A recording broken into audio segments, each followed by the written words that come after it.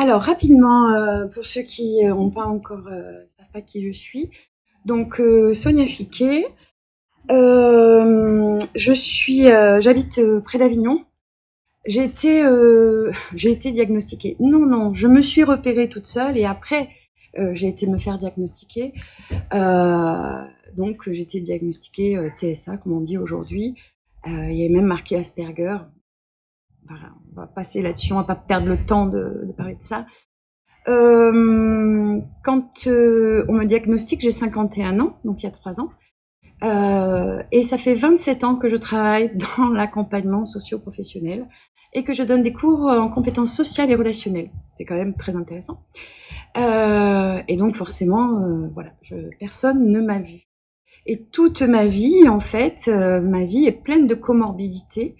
17 fractures, 21 interventions chirurgicales, des crises de spasmophilie où on me shoot au Valium parce que, bah voilà, des répercussions de problèmes de positionnement dans ma vie, donc des agressions que j'ai pas vu arriver, que j'ai pas su me défendre, que j'ai subi. Et alors quand j'allais voir, parce que je demandais de l'aide, bien entendu, de psychologues, on me disait Sonia, vous êtes surdouée. Donc, donc c'est normal, vous allez trop vite. Enfin, on me donnait plein d'explications. Et moi, ça m'apportait rien dans ma vie de savoir que j'étais surdouée parce que je n'en voyais aucun résultat. Et pire, j'allais dire, parce que à 44 ans, quand je me décide de passer les tests, parce que j'en ai marre qu'on me dise que je suis surdouée, je dis bon, je vais aller voir, je passe les tests. Ça a rigidifié mon autisme, qui était, donc vous avez compris, hein, caché par mon HPI. Parce que là, à partir de ce moment-là, je fais bon, bah, les autres sont des cons, je suis plus intelligente, donc j'ai raison. Voyez comment je me suis encore plus enfermée, puisque en fait, c'est la double peine, le HPI-TSA, c'est-à-dire que c'est un handicap qui ne se voit pas, qui ne se voit pas pour les gens qui vivent avec nous, parce que bah, on regarde dans les yeux, on n'est pas en train de flapper. Bon, oui, on se met en colère un peu rapidement. Oui, j'essaye toujours de convaincre les autres. Oui, il y a plein de choses, mais finalement, tout le monde fait ça. Donc, voilà.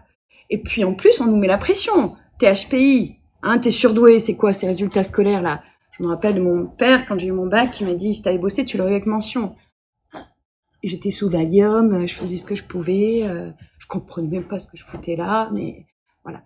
Donc, double peine du handicap, du TSA caché par le HPI, parce que du coup, bah oui, on ne nous voit pas, et donc personne ne peut nous expliquer ce qui se passe. Donc du coup, qu'est-ce qu'on va faire? On va vivre en mode compensation. Donc, je vais vous expliquer un petit peu qu'est-ce que c'est que le HPI, rapidement. Vous savez que je fais des conférences en ligne, donc j'ai déjà bien débriefé le sujet. Là, j'aimerais qu'on soit plus dans le côté pragmatique, hein. Finalement, en entreprise, pourquoi ça clash? C'est ça qui est intéressant. Mais je remets le cadre de référence, très important. Donc, HPI. Ce que je vous donne comme source, là, vous pouvez, je vais vous donner les noms, et vous pouvez aller sur place. Hein. C'est pas Sonia qui invente HPI, c'est ça. Non, non, non. Pourquoi je dis ça? Parce que sur le HPI, d'accord, on en entend partout, et même on pense que c'est une cause de dysfonctionnement. Donc tout de suite, j'arrête tout. Ce n'est pas une cause de dysfonctionnement, le HPI. Il est prouvé aujourd'hui scientifiquement par de grandes études multicroisées. Le professeur Ramus, Franck Ramus, que vous pouvez retrouver aussi sur ses chaînes, tout ça, en parle. Le HPI, c'est une structure neurophysiologique qui fait que vous avez plus de neurones qui sont plus denses et que vous avez une meilleure connectivité, c'est-à-dire les gaines de myéline sont mieux faites, voilà. C'est ce qui donne la vitesse de connexion.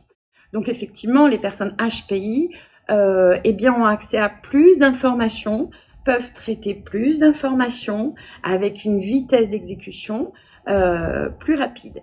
Et il est prouvé qu'elles sont moins malades, qu'elles font moins de dépression, qu'elles vivent plus vieilles que les autres. D'accord? Donc, quand quelqu'un vous dit « je ne vais », c'est prouvé ce que je vous dis, hein, voilà. parce que je sais que quand on est TSA, on ne veut pas entendre le TSA derrière, hein, c'est mieux d'être que HPI, mais en fait, le HPI n'est pas cause de dysfonctionnement. S'il y a une cause de dysfonctionnement chez le HPI, ça peut être d'ordre traumatique, voilà, hein, une histoire de vie qui va amener la personne en grande difficulté, et ça peut être d'autres choses, d'autres troubles qui sont cachés par cette spécificité, parce qu'effectivement, la vitesse de connexion fait que la personne semble cohérente, je dis bien semble, hein, semble cohérente, semble à l'aise. Regardez, vous me voyez parler.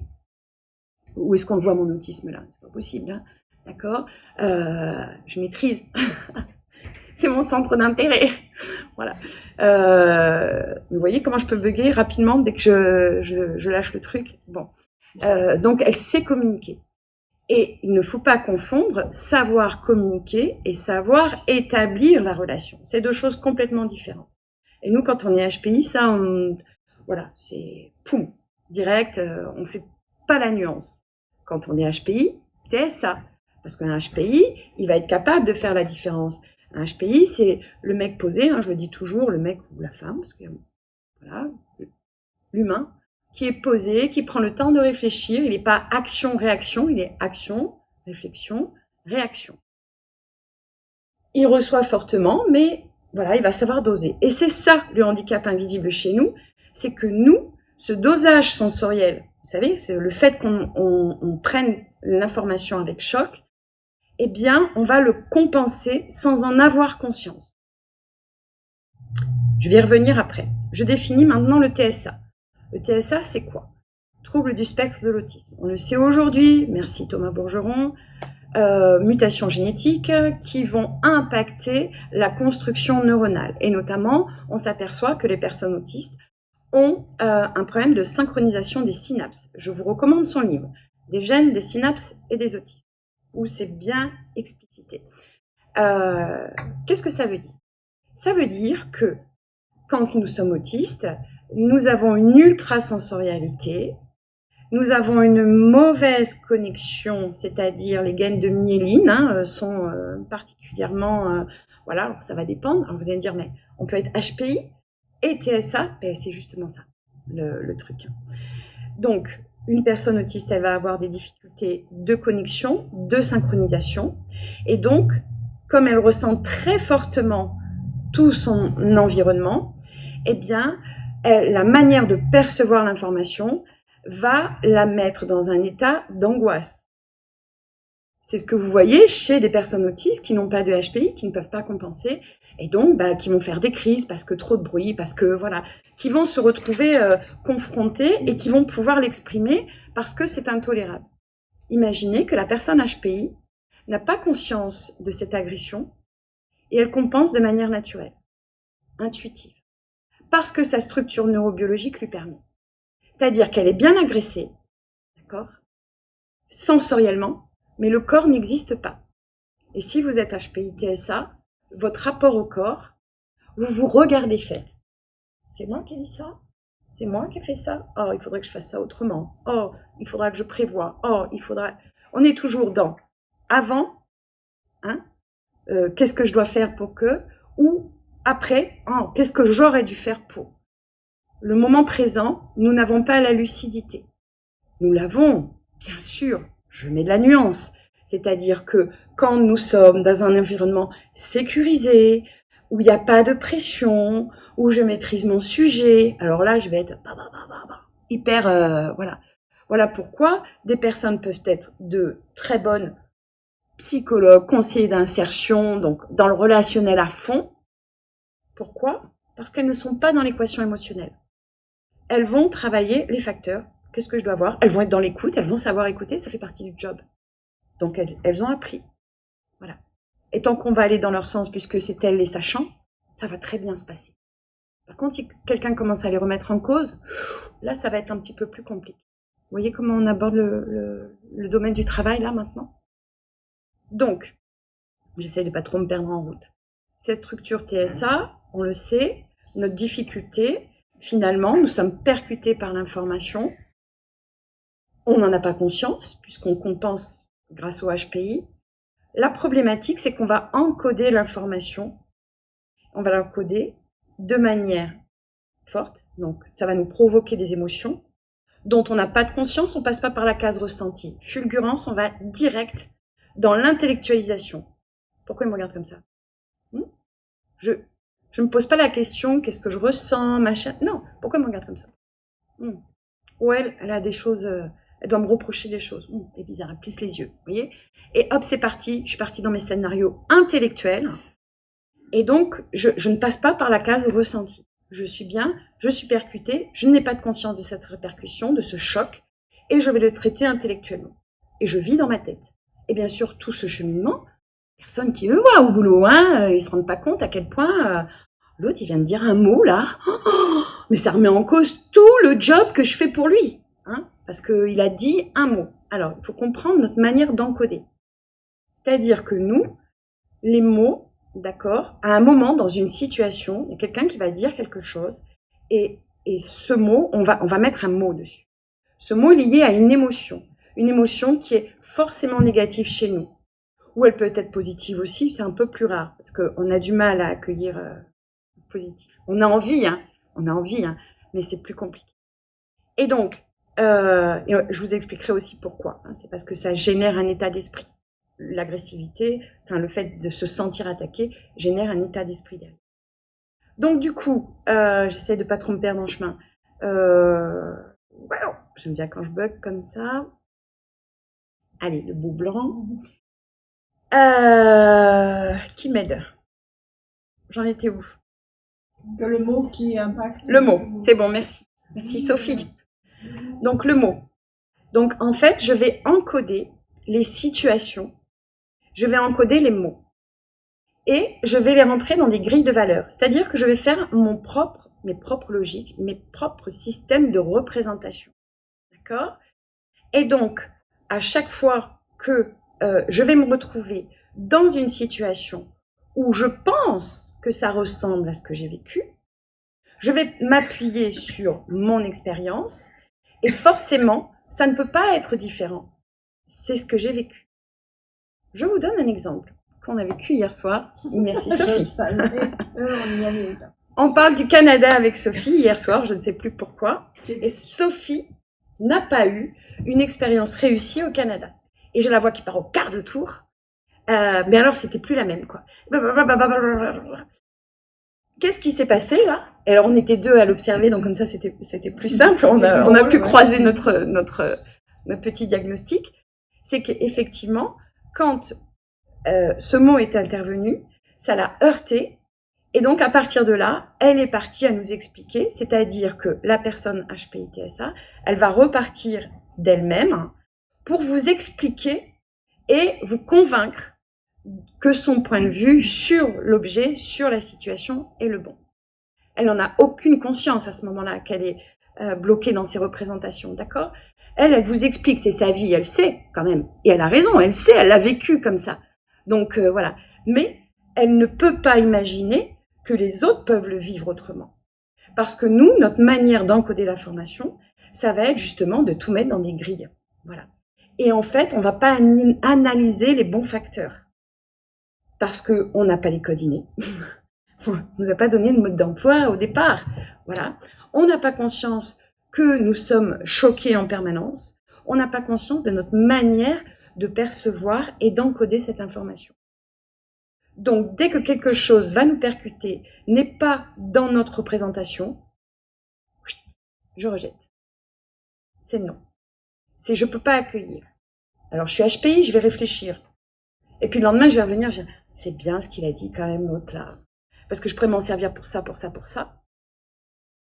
Vous voyez là, on parle du HPI. Je voudrais juste vous signaler quelque chose d'important parce que tout à l'heure, on a parlé de HPE. Enfin, tu as parlé de HPE. Dernièrement, j'ai eu un truc là et je me suis dit, on parle de HPI. Est-ce qu'on ne confondrait pas aussi avec du HQI? Ce qui n'est pas tout à fait la même chose. Le HQI, c'est le chiffre, hein, vous savez, c'est le haut quotient intellectuel.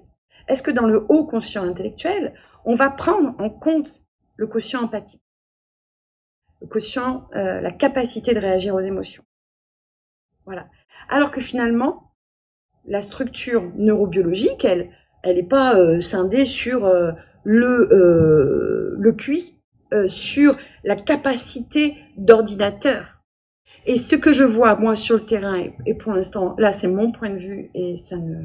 Voilà, que j'ai déjà un petit peu, échangé avec d'autres professionnels, c'est que finalement, ce qui fait la différence et qui fait qu'on ne nous voit pas, c'est que, par exemple, un autiste Asperger, qui va avoir un haut quotient intellectuel, d'accord, mais qui n'a pas cette capacité d'empathie, il vit très bien tout seul.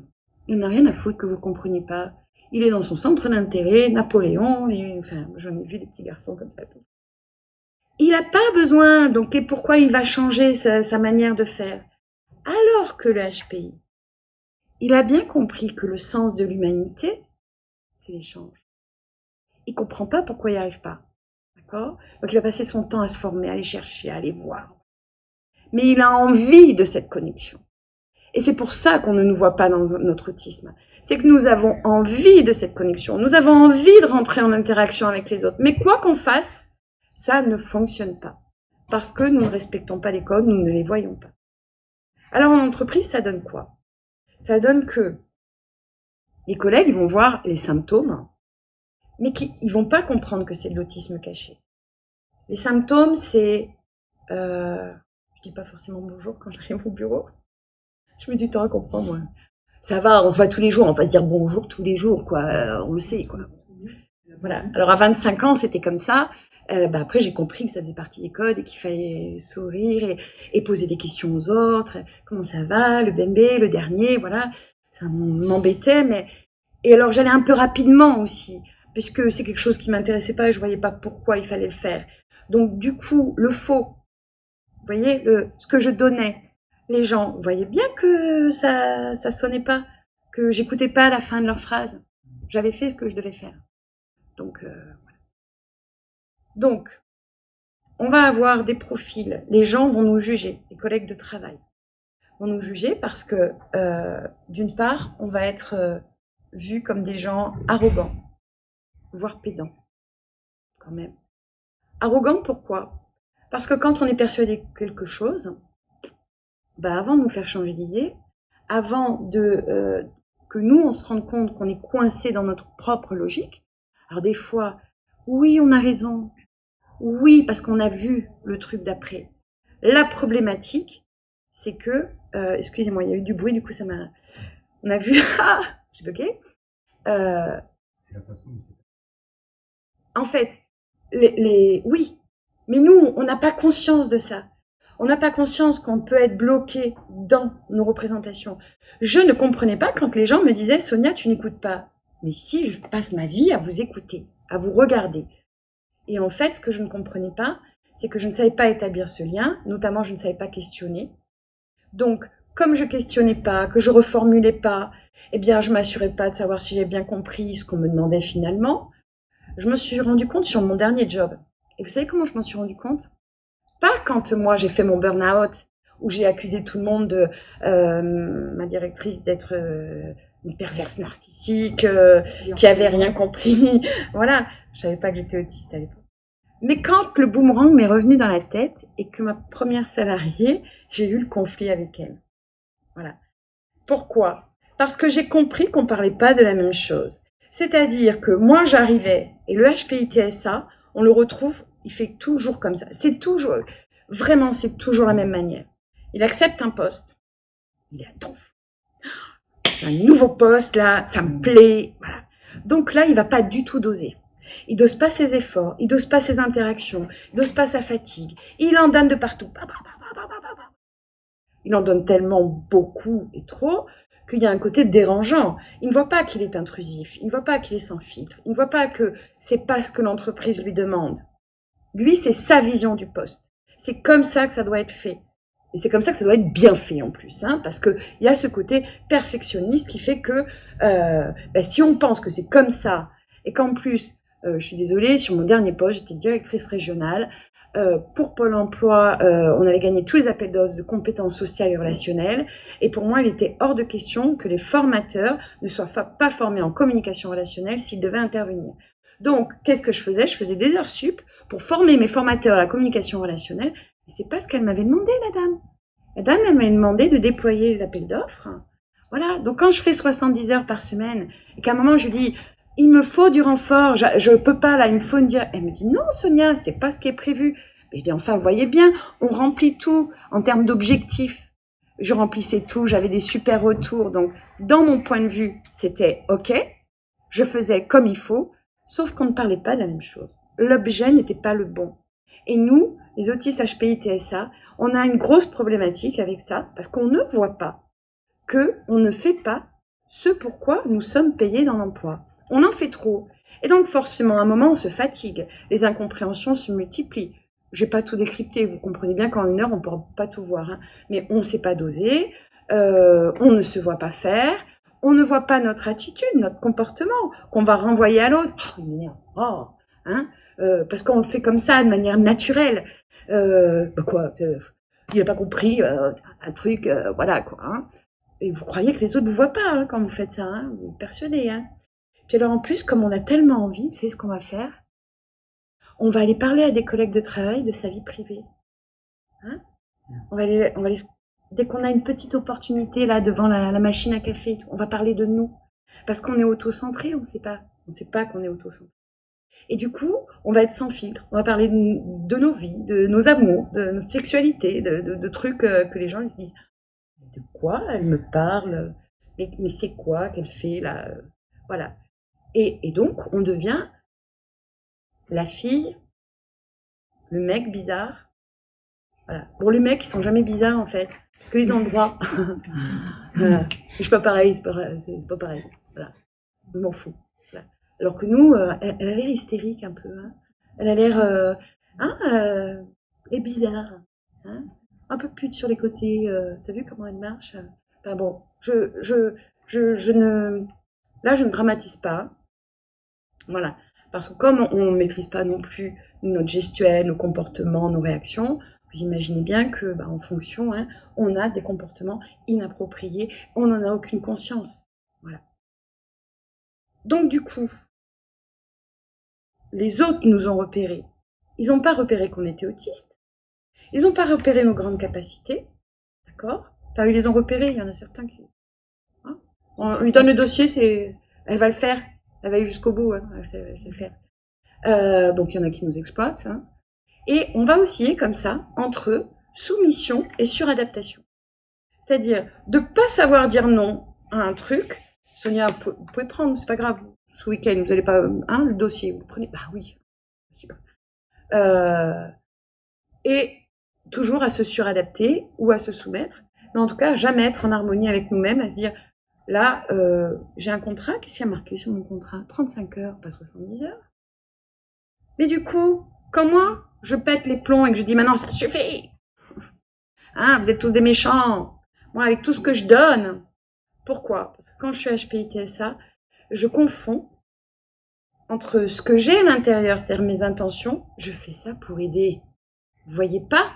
Je vous aide. Quand je parle à l'autre, je te conseille, je te dis, parce que je sais, moi. On est toujours à vouloir aider l'autre, même quand il ne l'a pas demandé. Surtout quand il n'a pas demandé. Hein, mais l'autre, c'est pas ça. Et donc, vous voyez bien qu'on ne parle pas le même langage. On ne cherche pas la même chose les uns les autres. Et donc, à un moment, entre un collaborateur hyper efficace, super pertinent, et qui va nous foutre le bordel dans les équipes, parce qu'il ne sait pas travailler avec les autres. Non, mais c'est bon, je perds du temps quand je travaille avec les autres, donc je prends les dossiers, je reviens, voilà. Hein, vous connaissez un petit peu hein, dans vos trucs. Et du coup, à un moment, l'entreprise, elle fait stop. Voilà. Ou alors, pire, elle continue de tirer sur la corde, puis c'est nous qui allons exploser. Bon, maintenant qu'on a bien dressé le portrait, vous avez, je pense, HPI TSA, je ne vais pas trop parler parce que je veux rentrer aussi en interaction et que vous puissiez, qu'on puisse échanger. C'est un atelier. J'ai bien compris l'objet. Qu'est-ce que je peux vous dire? C'est qu'en fait, la seule manière de sortir de ça, et moi je trouve que nous avons un grand pouvoir, les personnes HPI TSA, parce que, et vous êtes là aujourd'hui, ça prouve que déjà vous avez envie de comprendre et de savoir. Si on commence à comprendre notre autisme, à comprendre comment ça fonctionne, comment on se fabrique, à voir nos difficultés, à accepter nos difficultés, alors petit à petit, ce décalage que vous ressentez tout le temps, d'accord? Oh! Elle s'est arrêtée? Non. Ah! Ça n'est pas resté comme ça. Faut appuyer sur le petit bouton. Non, il fonctionne. Donc, ce décalage que vous ressentez aujourd'hui, eh bien, on peut le réduire.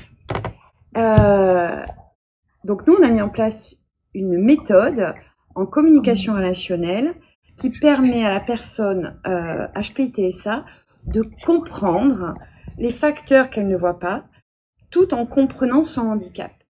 Et plus on comprend son handicap, plus on se voit, voilà, et moins on cristallise. Vous vous rappelez, tout à l'heure, je vous ai dit, nous, ça arrive et c'est bloqué, et après, dès que le mot sort, dès que la situation ressemble à ça, vous voyez, juste avant de venir, elle m'a vu, j'ai fait une crise.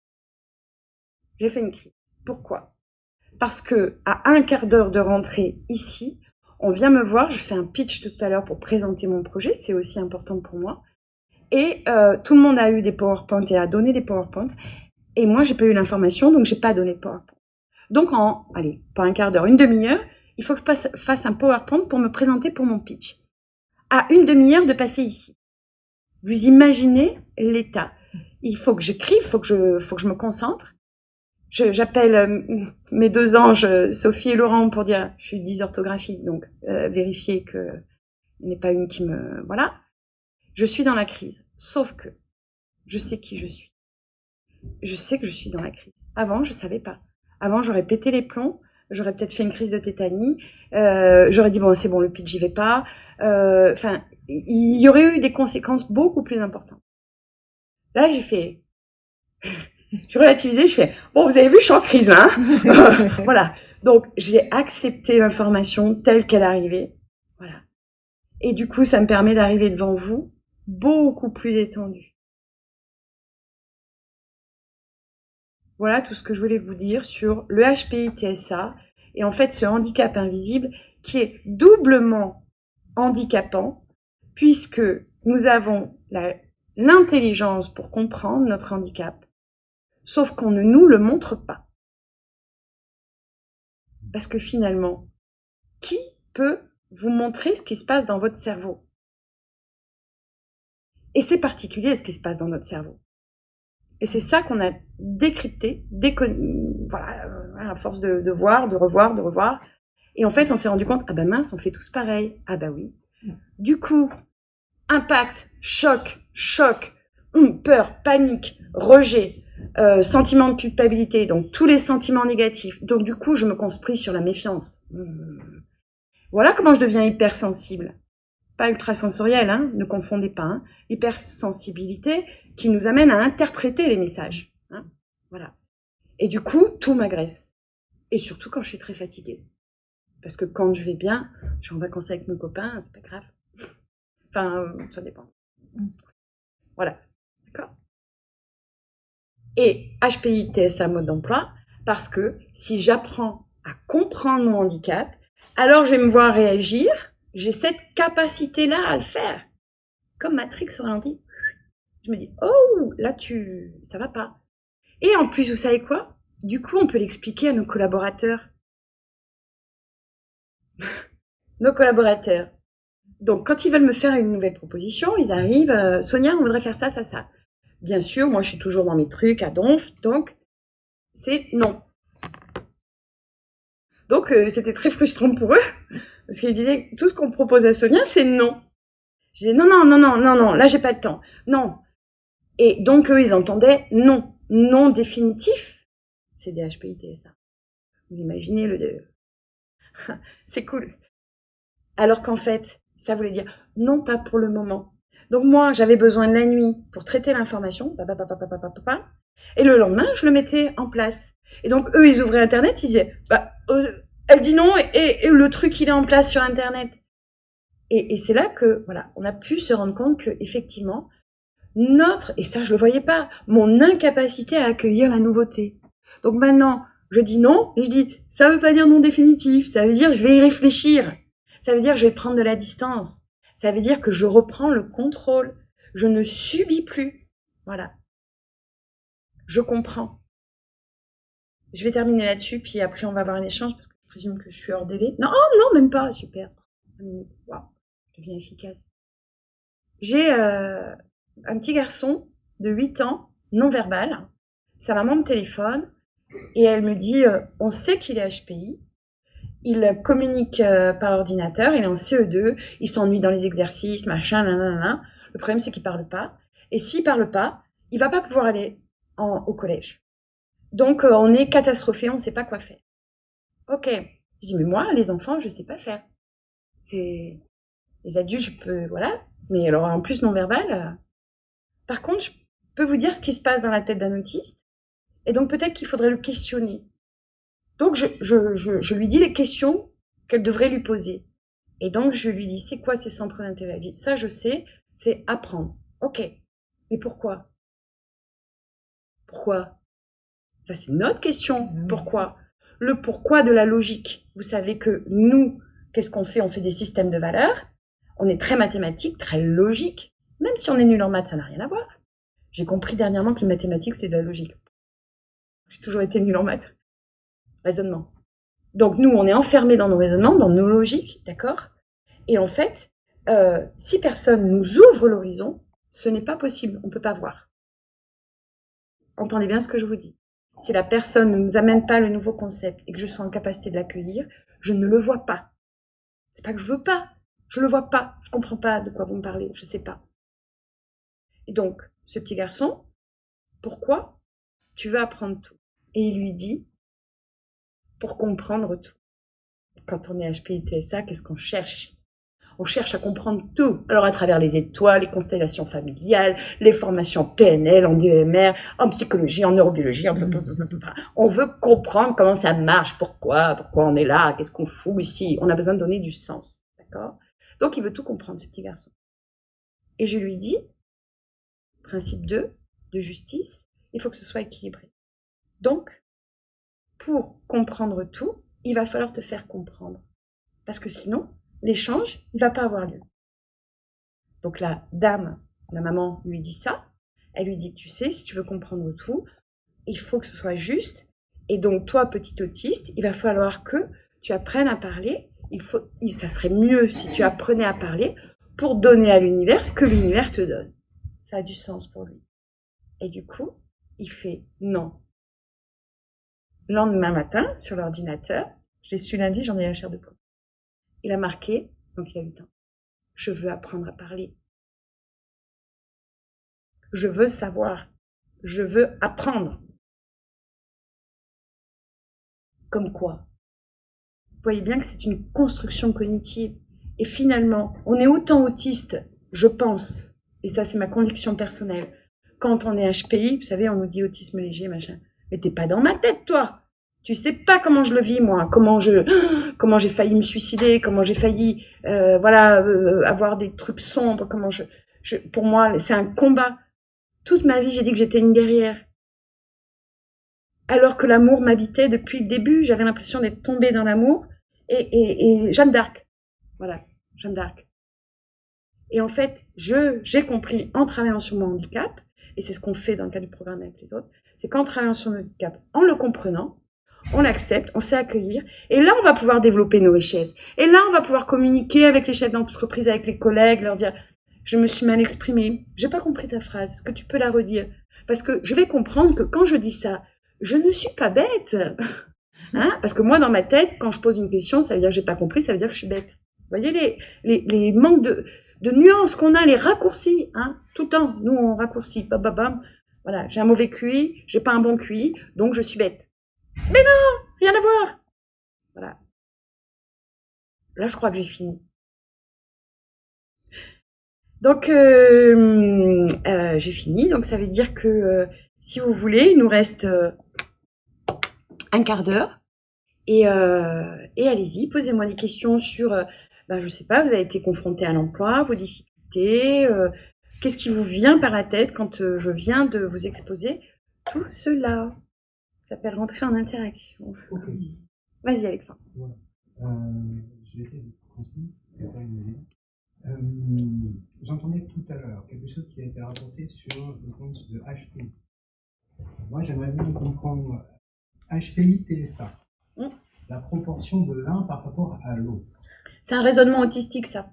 Oui, j'entends bien. Ah ben non, mais... J'entends bien. Alors, je t'explique. De la fulgurance, je passais directement, pas par le ressenti, mais directement à la conclusion. Ouais. D'accord. Ouais. J'ai entendu que c'était propre aux HPI. D'accord. Pour moi, c'est plus associé. J'ai pas dit ça. TSA. Ok, c'était pour avoir une confirmation. Très bien. Ce n'est pas ça. Ce n'est pas ça. Parce que c'est pas parce que tu es dans la fulgurance que tu fais pas les bonnes étapes.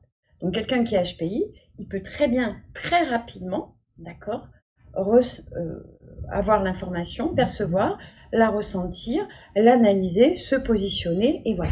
Il va être très pertinent, il a dosé, c'est exactement, et il est bien positionné. Ça, c'est le HPI, d'accord ? L'interaction qui va permettre d'expliquer, par contre, va poser problème. Ben non, s'il est HPI, il va être capable de dire son raisonnement. Comprendre, devoir réexpliquer. Entre comprendre et expliquer à l'autre, oui. Voilà. Alors, je vais te dire pourquoi on ne parle pas le même langage. Parce que toi, tu l'envisages dans une relation, là, dans ce que tu me dis, dans un système, c'est dommage, j'ai pas un tableau, je te ferai, linéaire. Hein, il se passe ça, ça entraîne ça, ça entraîne ça. D'accord ? Sauf que chaque situation est différente déjà. Et donc, il y a des fois, c'est ton HPI qui va prendre le dessus parce que tu maîtrises, parce que tu es en sécurité. Et boum, boum, boum. Et si on t'interroge, tu vas être tout à fait en capacité de sortir la bonne analyse, la bonne réflexion. Et puis des fois, c'est le TSA, parce que là, tu es un peu plus fatigué, que c'est ta belle-mère qui te pose la question, que, tu vois, la pression émotionnelle. Donc, nous, notre difficulté, c'est que nous, on systématise tout. Alors, des fois, ça donne des trucs super géniaux, parce que justement, le monde, c'est quand même un grand système. Donc, on croise des informations, on les retourne, et hop, il sort la bombe nucléaire. Oh, pardon. Tu vois ? Mais la difficulté, c'est que très régulièrement, dans notre raisonnement cognitif, en fait, justement, on va manquer de nuances et on croit qu'on est dans la fulgurance. Et c'est là, comment aider quelqu'un d'autiste ? Si tu le questionnes sur son raisonnement, à un moment, il va se rendre compte qu'il n'a pas tout bien pris en compte, qu'il est coincé dans son point de vue, que voilà. Et si tu le fais, alors il y a des règles. Si tu le fais au moment où vous êtes en opposition frontale, c'est même pas la peine. Hein, alors que si tu le fais au moment où la personne, elle peut entendre, qu'elle ait envie, c'est là que tu passes le message gentiment. Mais un autiste, il compare tout le temps, puisque faut comprendre que, et j'ai mis du temps à le réaliser, c'est qu'en fait, le monde est un grand brouillard.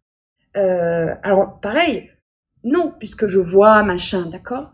C'est pas un brouillard. Et en fait, si. C'est qu'il y a beaucoup, beaucoup d'informations. Et moi, je sais pas hiérarchiser l'information, parce que ça arrive trop vite. Donc, du coup, bam. Alors, quand je suis focus sur un truc, là, oui, je vais être pertinente, parce que je vais aller chercher l'analyse, le truc, je suis dans un cadre, quelque chose, voilà. Mais par contre, dès qu'il y a trop d'informations qui arrivent, c'est là où c'est le brouillard. Et donc, comment je fais pour me repérer dans ce brouillard ? Depuis que je suis petite. Pourquoi les grands, ils font ça ? Pourquoi ils mentent pour le Père Noël ? Tu sais le mal que tu m'as fait quand j'ai découvert que tu te foutais de ma gueule depuis 5 ans ?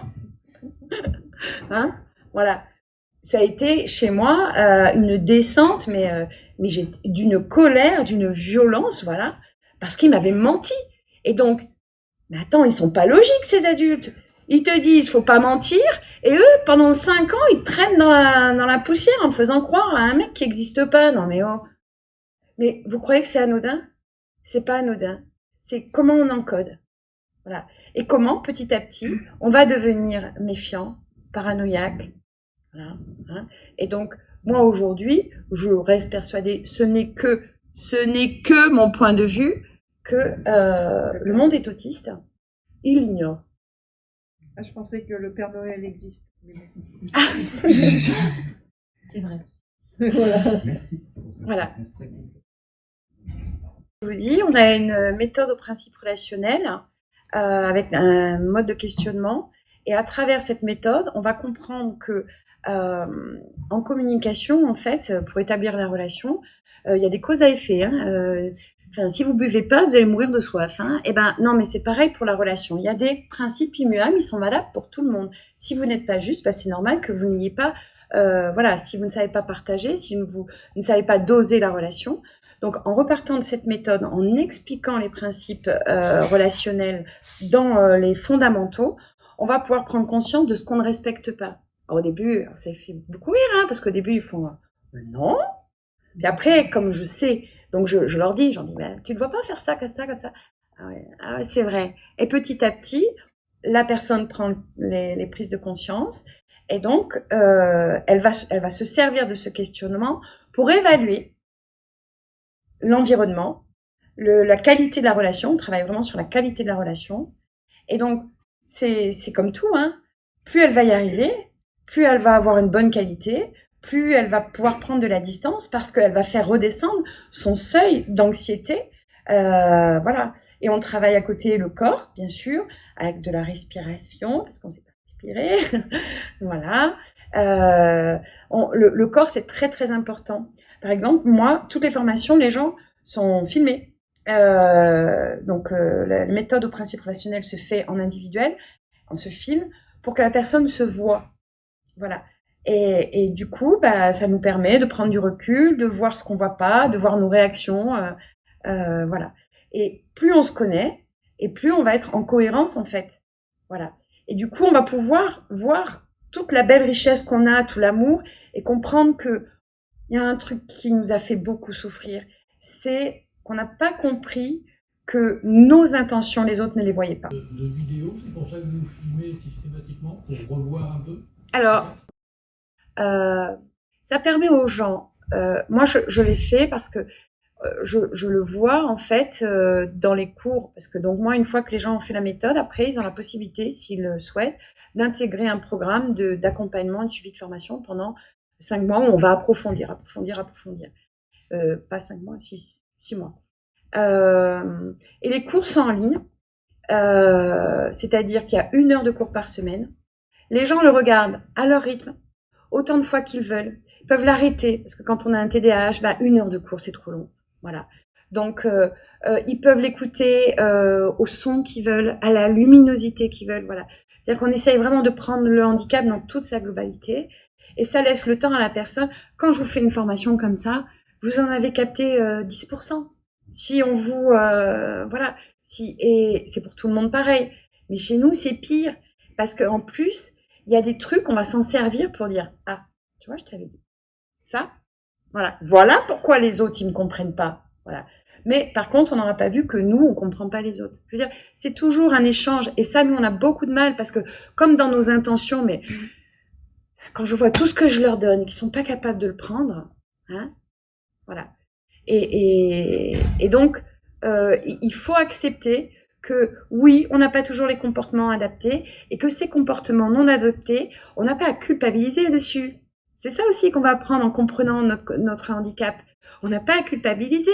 C'est pas quelque chose qu'on a fait intentionnellement d'être pédant ou arrogante. Je suis autocentrée, je ne savais pas que je me construisais comme ça.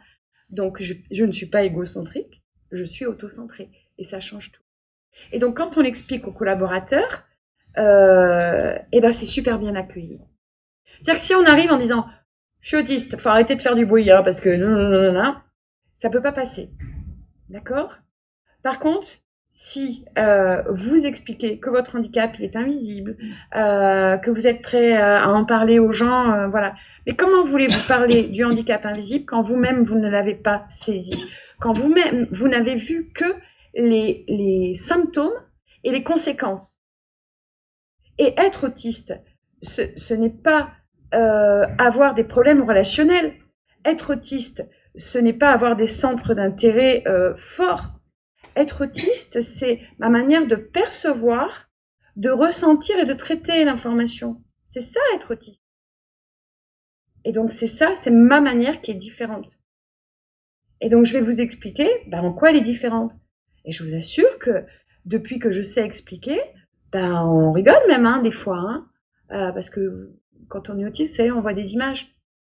Ça peut être très perturbant lors d'une réunion. Donc, j'ai ce truc-là. Je suis sur Orange. Je fais partie des femmes entrepreneuses d'Orange. grosse réunion, voilà, tout le monde est là.